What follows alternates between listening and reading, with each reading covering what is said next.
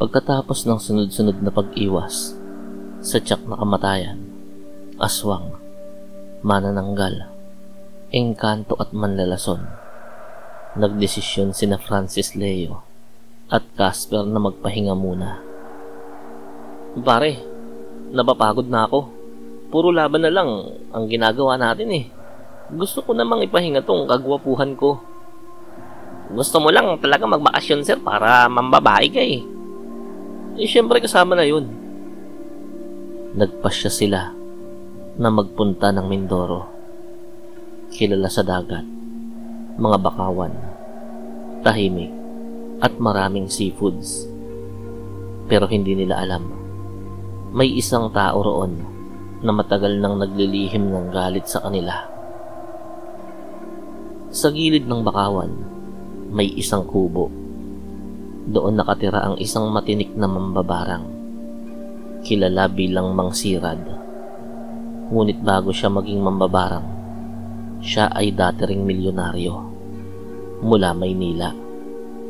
Ang kaso nga lang, nabentahan siya ni Francis Leo ng peke, mumurahin at tumitilamsik na relos. Tinalo din siya nito sa sugal. Iniskam ng lahat-lahat. Nangulila, naghirap at naging palaboy. Dahil sa kahihiyan at sama ng loob, nag-aral siya ng itim na pambabarang sa Mindoro. At nang makita niya sina Francis Leo at Casper na bumababa sa resort, "Aba, ikaw, Francis Leo Marcos, dumating ka rin sa lugar ko." Ngumisi siya, ang ngising puno ng demonyong paghihigante. Gabi, naglalakad sina Francis at Casper papunta sa kainan. "Pre, ang fresh ng hangin dito, no? Nakaka-inlove." "Huwag ka muna ma-inlove, sir. Baka mapahamak na naman tayo niyan eh." Biglang may malamig na hangin na dumaan sa kanilang harapan. Para bang may nagmamasid. Sa madilim na kubo, si Mang Sirad ay nakaupo sa altar. May hawak na bangkang putik at mga kulaong. Mga uod na makikita lang sa mga bakawan. Matitigas ang ulo, mapupula, paminsan-minsang naglilingkisan. "Mga kulaong ng bakawan, sumunod kayo sa akin. Hanapin ninyo si Francis. Gapangan ninyo ang kanyang muka. Kainin ninyo ang kanyang laman." Ibinugan niya ang itim na usok. Ang mga kulaong ay parang naposes. Umangat mula sa palanggana. Nagliwanag ang mga mata noon at sabay-sabay na lumipad papuntang hangin, diretso kina Francis. Habang naglalakad sila pa uwi, napahinto si Francis. "Parang Casper, parang may kumikirot sa pisngi ko." "Baka tigyawat yan, sir. Hindi ka pa nasanay sa mukha mo." Hindi eh. Iba to." Tumalon si Casper dahil may tumusok sa mukha ni Francis. Dahan-dahang umuumbok ang balat nun at pumutok. May uod na lumalabas sa pisngi ni Francis Leo. "Sir Francis, kulaong yan." "Baka tigyawat lang talaga to. Huwag sa mukha ko." Pero sunod-sunod, 10 kulaong ang lumabas mula sa mga butas. Sa noo, sa panga, sa ilong, sa pisngi, at sa ilalim ng mata. Parang binutas ang mukha niya ng pako. Parang may nagmimina sa mukha ko. Ano ba yan?" Sir Francis, umalma ka lang. Siguradong may bumabarang sa'yo." Kalma. May mga uod na gumagapang sa mukha ko. Tapos kalma." Hindi na nagdalawang isip si Casper. Kinuha niya ang maliit na bote ng banayad na agimat na asin. "Sir, hawak ka lang ha. Lilinisin ko yan." Kinuskus niya ng asin ang mukha ni Francis. Parang sinunog ang mga uod. Nagpupulasan, nagliliyab, umuusok. Ang hapde.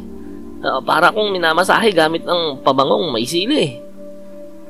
Nang mawala ang mga kulaong, galit na tumayo si Francis. Sino kayang naglagay sa akin ito? Bakit sa mukha ko pa? Yan na nga lang puhunan ko eh. May nang babarang sa'yo, sir. At alam ko na kung saan galing ang mga kulaong. Sa Bakawan. Pumunta sila sa Bakawanan. Dala-dala ang itak at asin. Tahimik doon. Nanginginig ang mga dahon. At may malamig na presensya. Sir Francis, dito nagmumula yung mga May sumabog na itim na usok. Lumabas si Mang Sirad. Naaalala mo pa ba ako, Francis? Hindi eh. Pogi ka ba dati? Ang dami ko na kasing tinatalo sa sugal eh. Ako ang iniskam mo. Ako ang binentahan mo ng peking relos. Ako ang nilamon mo sa sugal. Ako ang ginawa mong pulubi. Natigilan si Casper. Siya yung tinatawag mo, sir, na walking ATM machine dati. Siya pala. Kamusta? Bagong buhok ah. Galit na sumigaw si Mang Sirad. Mga kulaong ng Bakawan, bumaon kayo sa kanilang mga laman. Mula sa lupa ay umangat ang napakaraming kulaong. Libo-libo, parang itim na baha. Sir Francis, umalis ka dyan. Tumakbo ang dalawa. Tinaga ni Francis ang mga uod, pero dumadami lang sila. Casper, uod yan ah. Bakit ganito karami? Kasi nga sir, utos ng mambabarang, kaya hindi normal to. Hinampas ni Casper ng asinang lupa. Umusok ang mga uod. Tumalon si Mang Sirad at naglabas ng pulang apoy. Umikot si Francis at sinipa ang barangay ng mga kulaong. Tinutukan sila ng palaso na gawa sa buhok ng patay. Nagpapalipad si Mang Sirad ng itim na bagyo. Sumagot si Casper ng agimat ng liwanag. Sumugod si Francis at binato ang matanda ng batong nahulog lang sa tabi. Nakahuli ng tiyempo si Casper. Itinapon ang bote ng asin sa mukha ni Mang Sirad. Ang hapdi! Pumusok ang mukha nito. Nagkandabiyak ang balat. Para yan sa mukha ng boss ko. Pangit na nga. Nilagyan mo pa ng mga uod. Sumugod si Francis. Hawak ang itak. Ito ang para sa relos na peke na binili mo. At sorry nga pala dun. Tinaga niya ang matanda. Tinamaan sa dibdib. Tumilapon si Mang Sirad. Bumagsak sa putik. Hindi na kumikilos. Habang naglalakad sila pabalik. Sir Francis, ilang kalaban na ba lahat-lahat ng tinalo natin? Hindi ko na mabilang eh. Basta, isa lang ang sigurado ko. Ano? Ang dami ko na palang niloko nun. Di kalibre ka kasing manloloko noon, sir eh. Ngayon nga, binabago ko na ang buhay ko. Kasi pag di ko binago, mauubos tayo sa katatakbo sa mga halimaw na yan eh. Sabay tawa ang dalawa habang bumabalik sa inuupahang kwarto. Basang-basa, pagod, pero buhay pa rin.